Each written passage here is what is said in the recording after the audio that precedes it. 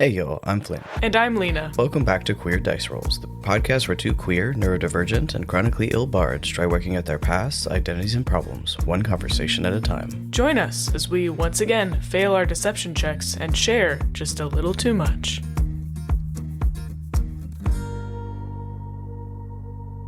Hi Lena. Hi Flynt.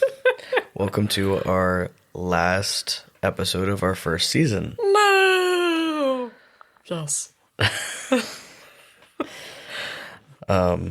Yeah, I think we did pretty good for not knowing anything about anything. We did. Yeah, it's been almost a year since we started our business. Mm-hmm. And the podcast started publishing in June.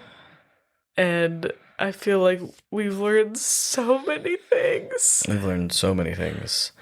And when we originally set out to do this, we really wanted it to be a video podcast, and realized we had absolutely no idea what we were doing. So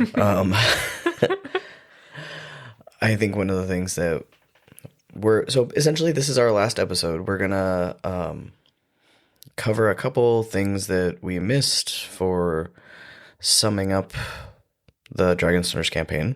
And then we're going to kind of slowly introduce you guys to how the next thing we're going to talk about came about. But we're hoping to do that after a short bit of time off, because we have pretty successfully almost every week posted. Mm-hmm. And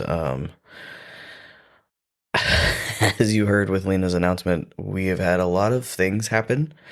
And our bodies, as they are, again, we are chronically ill. Hey. Even if our minds are like, we've got this, and we have the tenacity, and we have the will, sometimes our bodies start to say, hey, this is too many things that's gone wrong. This is too many stressors, and we're going to break down now. So we need a little time off. But when we come back, we're going to have lots of changes. Mm-hmm. Hopefully there'll be, like, changes that everybody enjoys or finds new, value out of, including us. And we're hoping to use these to, like, expand our skill sets as well as, like, expand who's hearing and seeing the podcast. Yeah, because we're honestly, like, I'm really proud of this project, and it's made me feel like I can be a creator again. And I can be myself. I can be a trans man, a genderqueer trans man, and be a creator. And it's been so helpful in so many ways, and feeling solace and not alone. And also we're reaching a decent number of people. Like, it's been steadily growing. We've had some people reach out who want to maybe collab with us, which has been very exciting. And it's given us a lot of time to figure out what kind of creators we want to be, which was the whole point. Yeah. And it has really helped with that. Like, in things that we won't tell you about yet, but can allude to. Well, I mean, I think we can talk about it now. Like, so for the podcast in particular, we're still going to do it because it's so fun, and it really is grounding. It's nice to have that, like, the neurodivergent thing where, like, we have a lot of, like, autistic stuff and a lot of ADHD stuff, and they're usually in competition.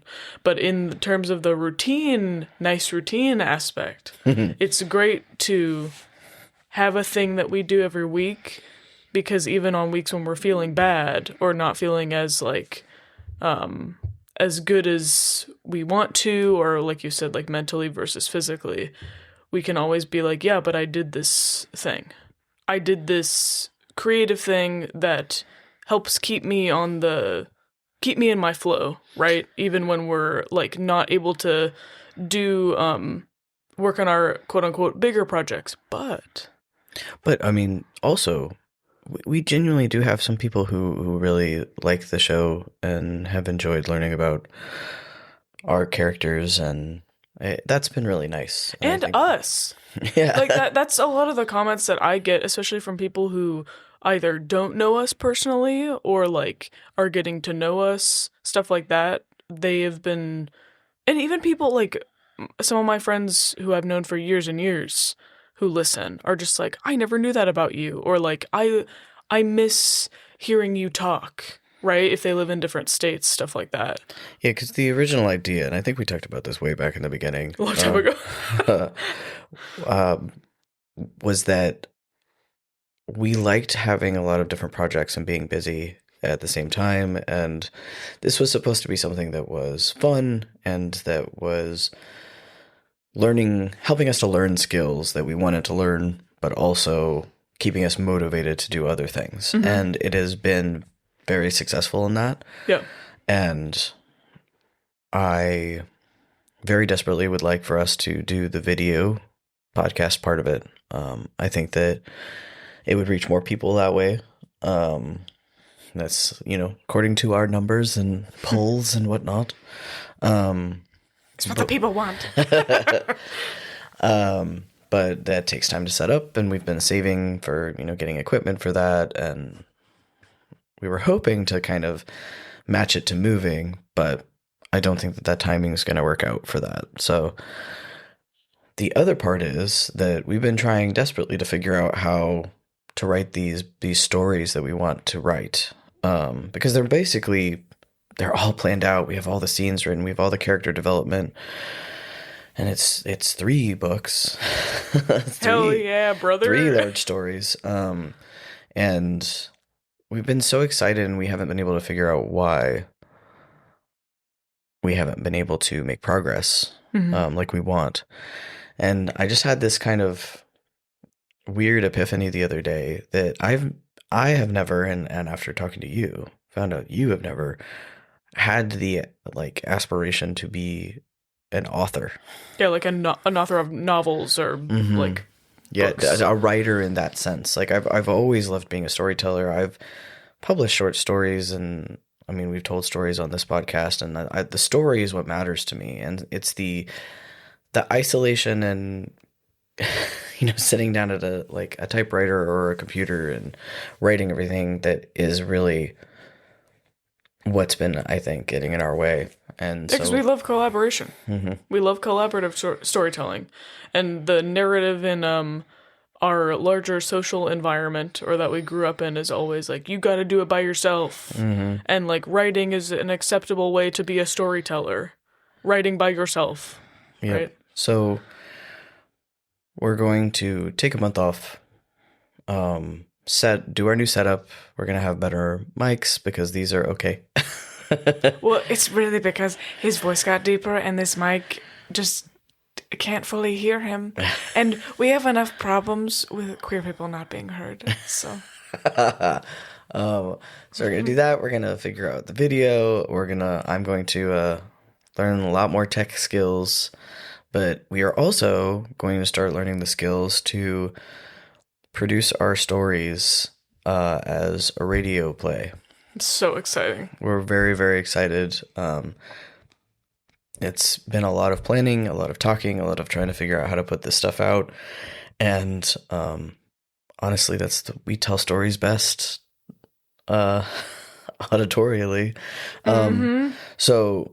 yeah, that's going to come down the works. That's not going to be for a while, but I'm sure we'll talk about it. And we'll definitely, be sharing, I'm sure when we're making it, sharing our first teasers and clips of it and stuff on here. Because I think that the amount of work that's going to have to go into that, like the sheer hours, we're probably going to try to keep the podcast free. And do teasers, and maybe every once in a while read like a scene or a chapter, so to speak, on the podcast. But we'll set up a Patreon probably, or something similar. We'll figure out what the best service to use is, but that will be so that we are paid for the labor that goes into that. This is the dream. This is the dream. But yeah, that's what we've been working on. That's what we're going to take a month off to try to recover physically because we've got a lot of stressors in our life right now that quite honestly, take precedent. Yes, what I keep every time stuff comes up for like either of us, I feel like it's much easier for us to tell the other person of like your health is more important than XYZ. Yeah. Right. It's just for me, like you've been dealing with some pain lately that's been really bad, but I think like for me my body is just trying to shut down. Yeah. And it's doing it over and over again, which big signal, Yeah. But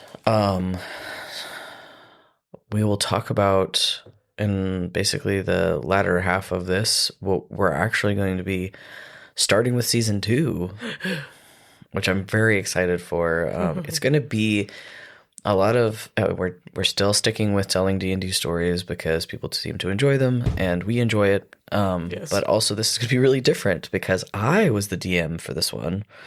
So there's a lot more texture and information that's going to come out, and also like we know so much more about all the characters because I remember it was more recent. Mm-hmm. I remember a lot more about the characters because I have woven things into the world for them. But yeah, we'll talk about that. But first, a word from our characters. Welcome to our newest segment, Corrections, where we correct anything that we fucked up. Or forgot. Or forgot, that's right. Thank you, Mirth. Well, seeing as you're already here, let's start with you for these last corrections of our first campaign. The Froghemoth was level 20 legendary Froghemoth Berserker. So yeah, just a big bag of hit points with annoying abilities like Reach. Astral projection wouldn't help with the hags, as the astral sea is, quote, farther from the prime material plane than the border ethereal is. Well, that's all of our corrections for this week, and for the foreseeable future, we will be back in a month-ish with some other segment. But until then, back to the show. And we're back. We're back. Welcome. So, about 2 years ago now, I think, a lot of hullabaloo came up in Bardis's life. I think it was 3 Was years it 3? ago. Oh man, I'm wrong. Because it was we started it like was it a year before I moved down, or was it just a few months? I think it was just a few months. It was a few months. Yeah, so it was 3 years ago. You're right. It was 3 years ago. Wow. Should we start over? I think it was in April-ish of 23 is when this campaign started. So about 3 years ago. Yeah. A whole bunch of hullabaloo came up in Bardis and Yvonne's life. Yeah. So very understandably, we were like, absolutely, we can, take a break. And the break was supposed to be about 3 months. Mm-hmm. And then that stretched. And we've already told you about some of the games we've played in between that time period. There were like, what were they? 5 games? It was like 5 sessions we had. Oh, of Dragonstunners. Yeah, during the break. Yeah. Yeah, it was you're correct. It was about 5, maybe 6 sessions, one of them being in person. Yeah, over the last 3 years that we've had since then. Yeah. But we started with the few months break, and then things did not quiet down. Unfortunately. Yeah. Big unfortunate. Yeah. So what I think me, Z, Buck, and Lena were going to do was just play, like, I offered to run a 1 to 3 session short adventure from a book. Yeah. I was like, I won't make up my own world or anything. I will just, like, we'll run a little session from the world. and it'll just be us, and then we'll see what happens after that. Yeah, because Flynt has a penchant for creating their whole entire world and kind of systems for games. Yeah, Because they're cool like that. No, because I'm an idiot. The first campaign I ever ran was entirely in my own world, which is consequently Obroris, which is our company and our story world. Haha. But it was a year-long campaign, and I made up all of the lore and the maps and everything. The gods. Everything. Yeah, so you're going to get to hear about a lot of that stuff in the stories. Which That's is true. Super exciting. That's the long past, though. That's the long con. This is the long con of this game. So I had just acquired at the time the Wildmount, Explorer's Guide to Wildmount guide from Critical Role. And Darrington Press. And so I was interested in running things in that world because I really enjoy the lore. It's fantastic. Yeah. And like we love campaign 2 so much. And it means a lot to us. So yes, and it's set in the continent of Wildmount, which is in their universe of Exandria. Right. And it's so we did a little vote, and I was like, hey, so that we don't, because we were kind of feeling sad at the time. We missed the game a lot. Like we'd been playing a few sessions of like Buck's game on and off, I think, too, but it just like he also wasn't able to lead all the time and stuff. Yeah, so I was like, hey, why don't we take pressure off? And I was like, let's not have everybody make a character. Everybody we're going to make this 100% random. Yeah, they had a great system in the book. Yeah, so there was a system in the book that everybody rolled that we will talk about more. Yes. As in season 2. Probably in like the first or second episode. And so everybody rolled random characters, and there were some really fun coincidences that led to really cool character creation, like the pirates. Oh my God. You're not ready. And just choices people wouldn't have made that were fantastic. But it turned out Yvonne and Bartis also missed us. Shocking. And so then they also added on after Bartis came down for like a work trip, I think. And oh yeah. And they were just so sad. And I was like, why don't you play D&D with us? Play D&D with us. And so they rolled up, and it was very serendipitous again. With this group, it always is. Because it was just a very funny thing that both Z and Bartis could do together. And we ended up choosing the Hupperduke. There's a Hupperduke like short adventure one-shot. And everybody had so much fun that it turned into a campaign. But I really was planning on it. I ended the material in about 3 sessions or so. The original material. You did. Uh-huh. Yeah, it hasn't been like a Dragon Stunner length campaign, but it sure is not a 3-session campaign. No, I think we played probably about a year.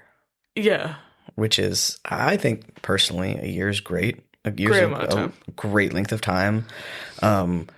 We only have, I think, 1 or 2 more sessions, depending on how long we play the next time we play, before we're done with what we were planning, or what I was planning for you guys. So no like ginormous big bads or anything. That wasn't the style of the campaign. But no.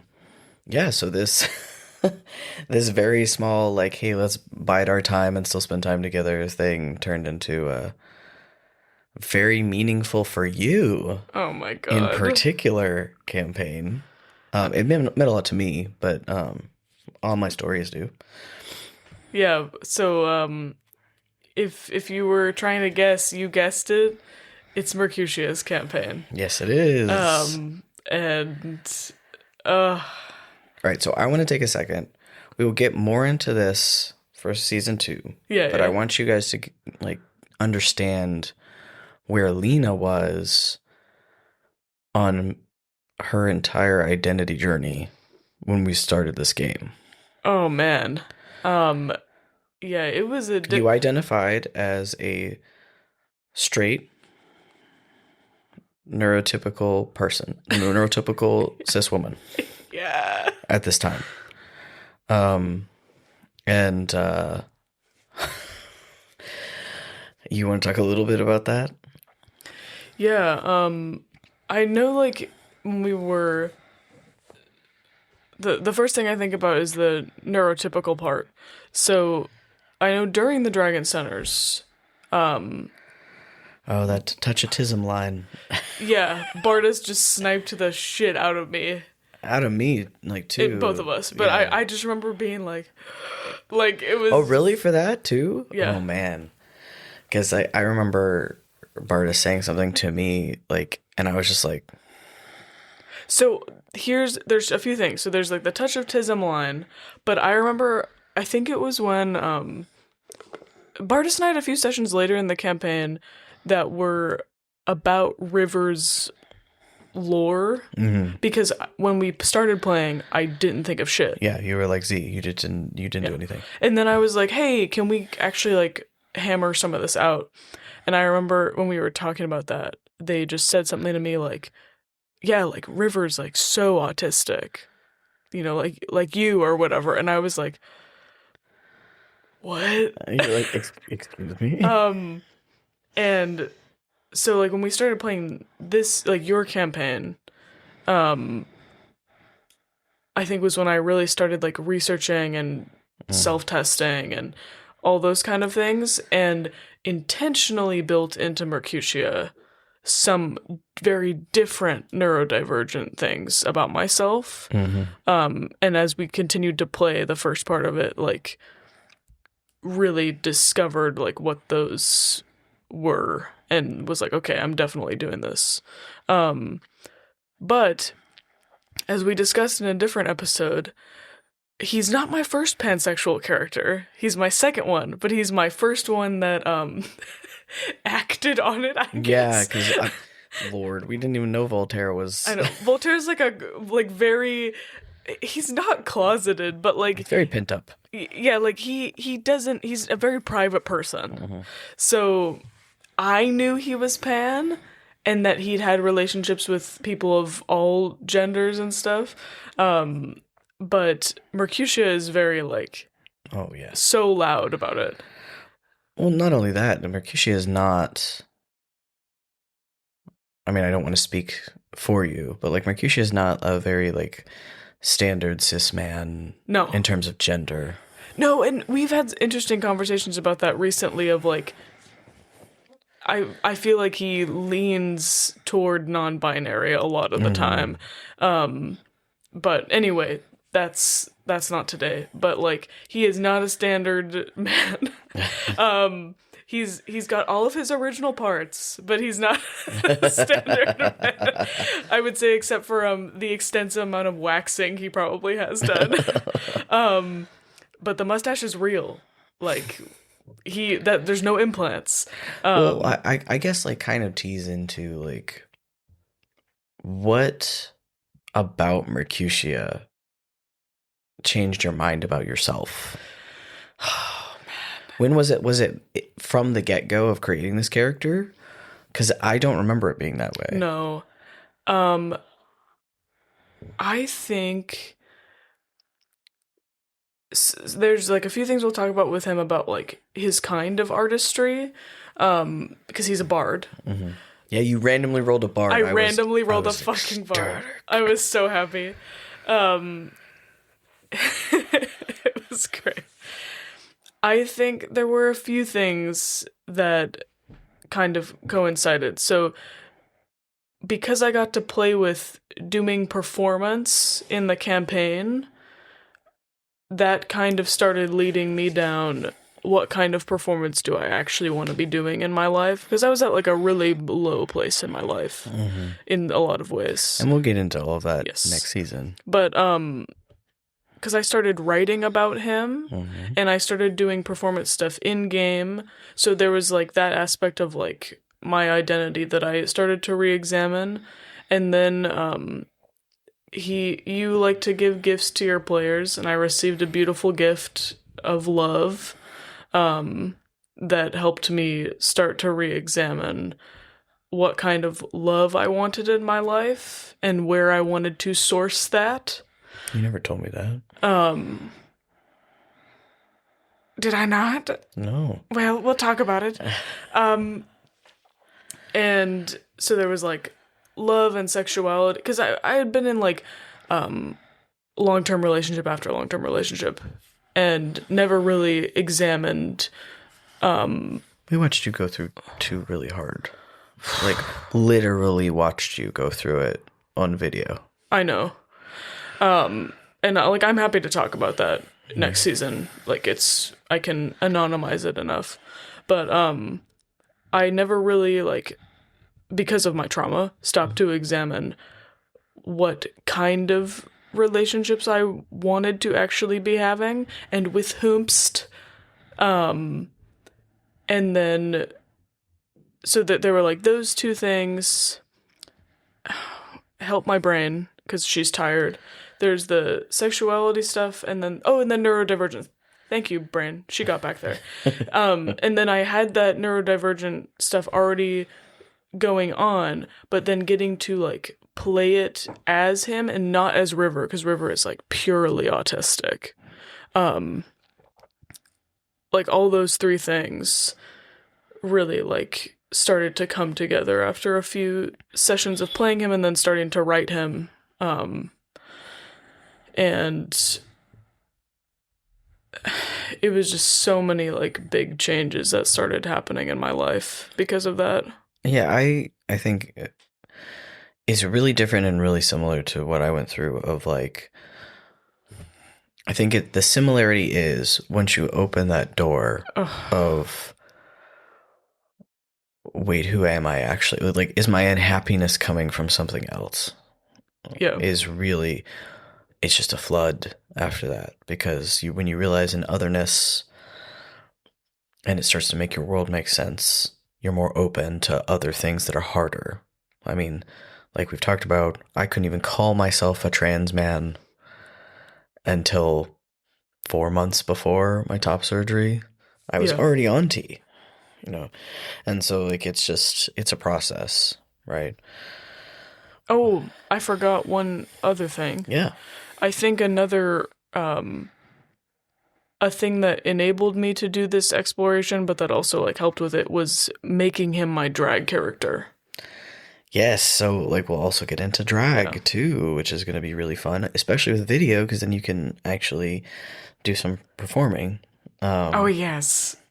But yeah, so one of my favorite things to do as a DM is specifically make gifts for my friends. And I mean for my friends, not for my friends' characters necessarily. Yeah.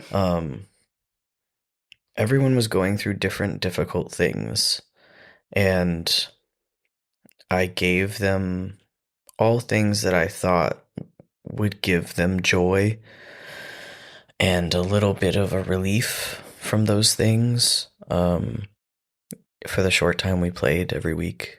And we can get into that next season, but oh yeah, we'll talk about it. in your case in particular, it was a man, like an NPC. So yeah, that's our teaser for what's coming up. You're not ready. It's a great time. It's a completely different tone.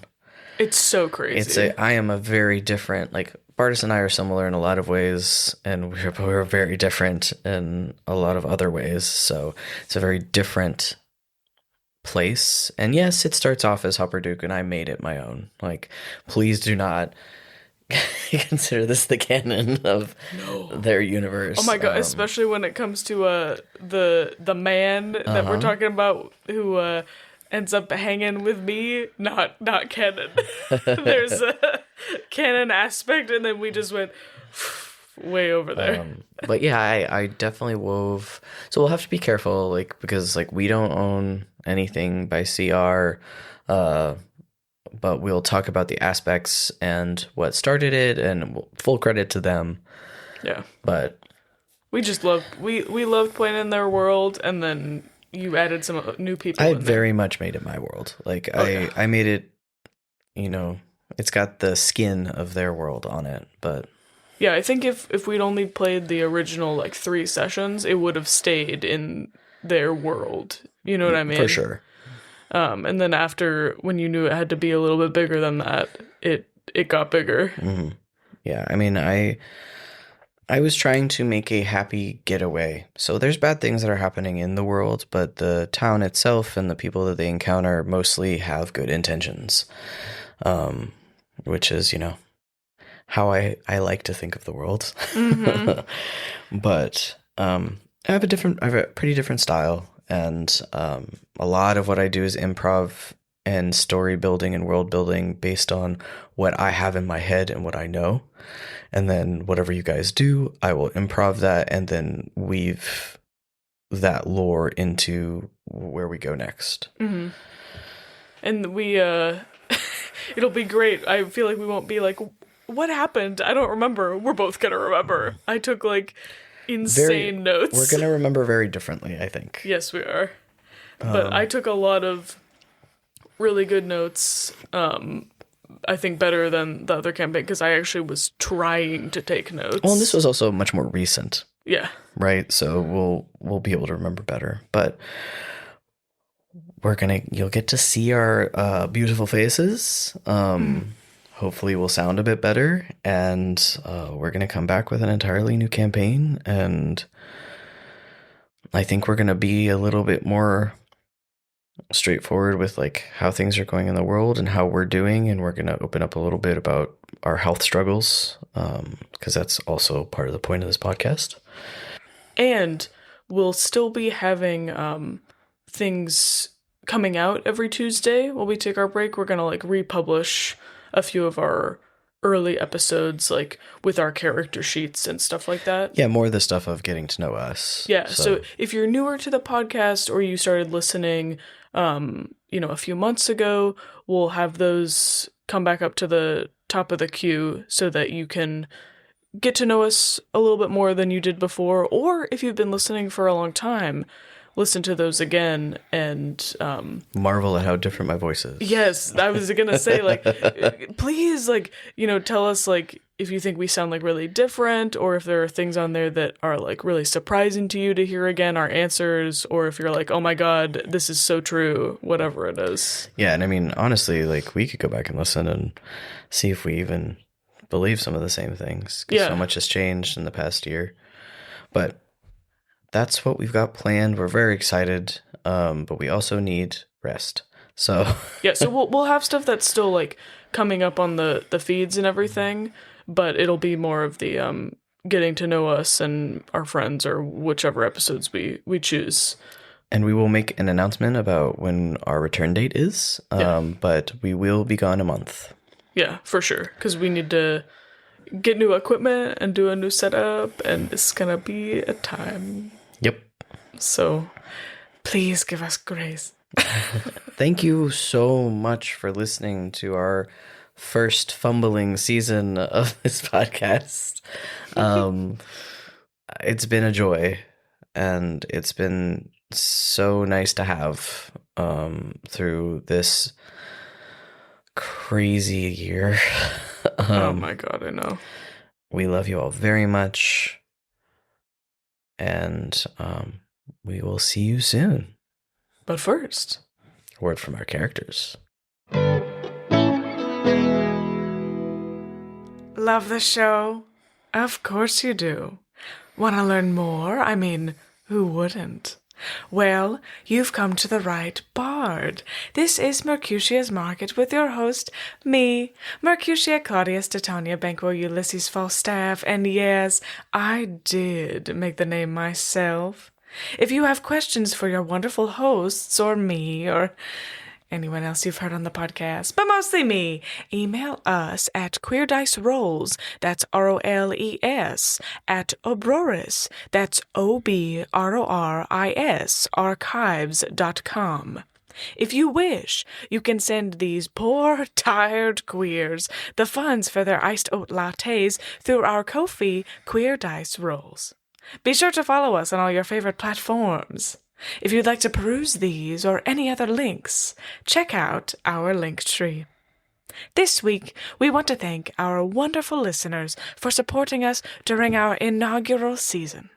You're gorgeous, and we love you. That's all for now, but I'll be back next week, or in a month. Ta-ta! You've been listening to Queer Dice Rolls with Flynt and Lena. What do you think we look like? Find out next season. Don't forget to send us a message on Instagram or Buzzsprout. We'd love to hear from you. The two of us will be back in 1 month with Season 2 of Queer Dice Rolls. But until then, take this inspiration die, just in case! Bye, y'all.